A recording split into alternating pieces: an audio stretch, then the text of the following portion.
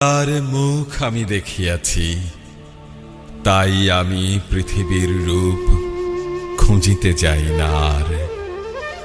অন্ধকারে জেগে ওঠে ডুমুরের কাছে, চেয়ে দেখি ছাতার মতো বড় পাতাটির নিচে বসে আছে ভোরের দোয়েল পাখি।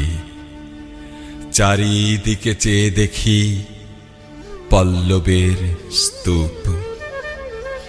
জাম, বট, কাঁঠালের, হেজলের, অশথের করে আছে চুপ। ফণি মনসার ঝোপে সটি বনে তাহাদের ছায়া পড়িয়াছে।